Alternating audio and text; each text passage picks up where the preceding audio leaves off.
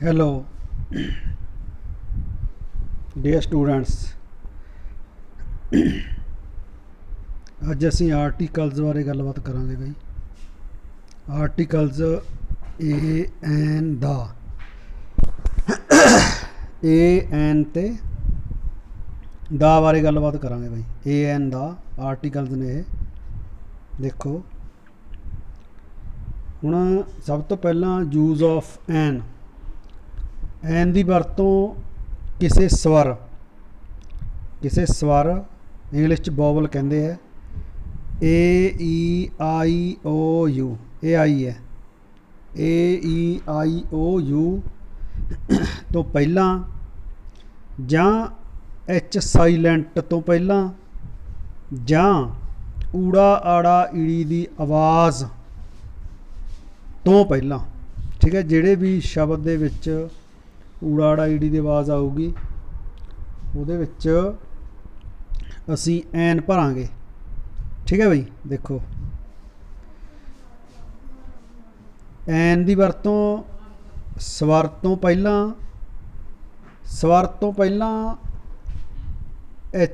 ਇਹਦੀ H silent ਤੋਂ ਪਹਿਲਾਂ।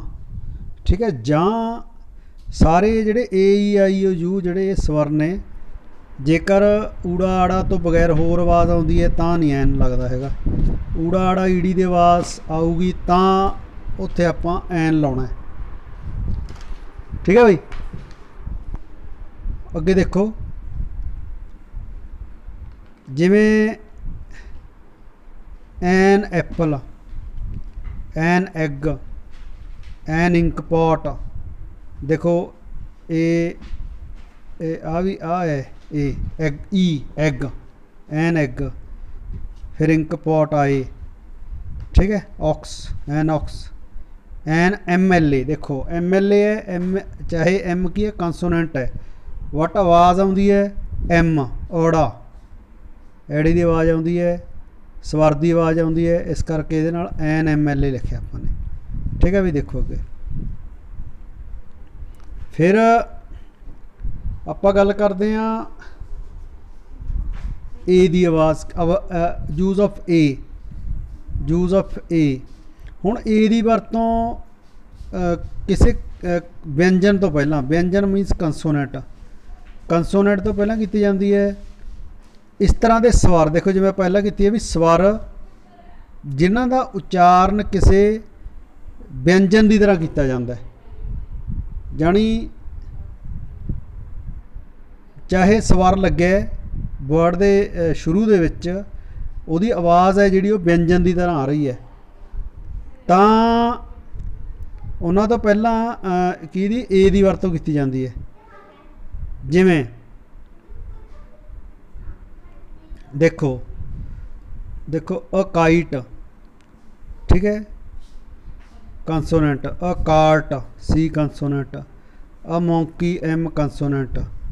आ यूनिट, ये की आवाज़ आती है, चाहे स्वर है पर ये की आवाज़ आती है। A unit. A useful thing, देखो ये की आवाज़ आती है। अ वन आइड परसन, देखो ओ लगे चाहे स्वर है पर वन बावा, one eyed person. A European जइया, यूरोपियन कंट्री एटसैक्ट्रा, होर भी हो सकते हैं। एटसैक्ट्रा का मतलब होर भी हो सकता है। अगे देखो एग्जाम्पल्स ने, यस्टरडे आई सा अ यूरोपियन, ठीक है, राइडिंग ऑन एन एलीफेंट। फिर कहना ही was an African by birth not a European. ठीक है बई, गल समझ आ रही होगी तुहाडे, समझ लो। अगे देखो, अगे है ink is a useful article. देखो ink is a useful article, जे यू लगे ये की है, स्वर है, वट यदी आवाज़ ये दी आउंदी है, इस करके ए लगे। ही गिव मी अ ₹1 नोट। देखो वो लगे पर वावे की आवाज़ आती है, कंसोनेंट की आवाज़ आती है। ठीक है, इस करके ये लगे। He was struck by an arrow, an arrow. ठीक है भाई, अगे देखो हुण असी यूज ऑफ द दी कित्थे वरतों हुंदी है उहदे बारे आपां गलबात करदे हां। देखो सब तो पहला किसी विशेष व्यक्ति जां पदार्थ का वर्णन करने लई, किसी परसन का या किसी थिंग का जेकर असीं उहदा वर्णन करना है, ठीक है, कोई विशेष चीज़ है तो उहदे वास्ते असीं जिवें देखो वरतों करांगे ही इज़ द मैन। ठीक है, आ देखो विशेष मैन है, द मैन लग्या। हू बीट मी, जिन्हें मैनू कुट्टिया, जिन्हें मैनू कुट्टिया तो ये विशेष हो गया, इस करके द मैन लगे इहदे नाल। फिर देखो अगे, फिर नदियां दे नावां नाल बई, नदियां नदियां विशेष ने, नदियां जिवें the Ganga, the Yamuna, the Brahmaputra, होर बहुत सारियां ने। ठीक है, नदियां दे नां नाल। अगे की है बई, फिर पर्वत लड़ियां ने, जड़ियां पर्वत लड़ियां किहड़ियां किहड़ियां ने, द हिमालयास, द विंध्यास, पूरी पर्वत लड़ी की गल करते हैं आपां। ठीक है, हिमालय पर्वत किड्डा वड्डा है, देखो जम्मू कश्मीर तो लैके उधर जाता है, आह तेरे आसाम की है उपर भूटान वगैरह लंघ के अगे।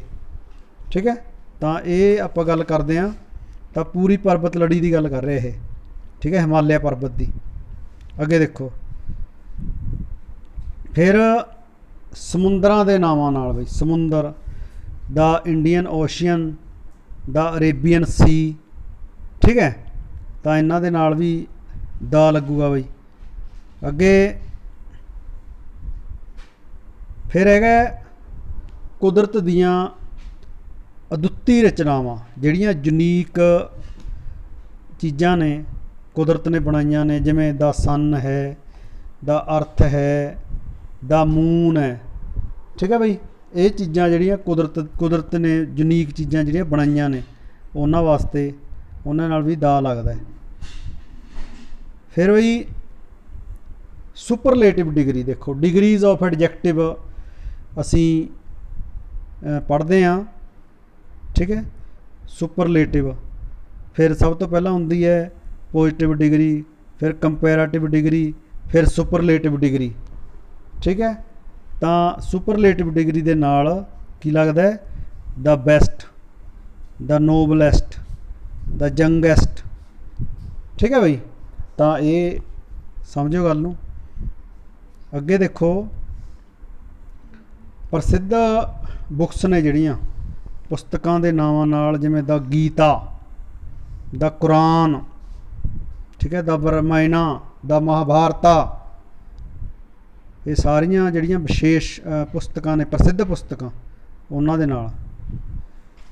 फिर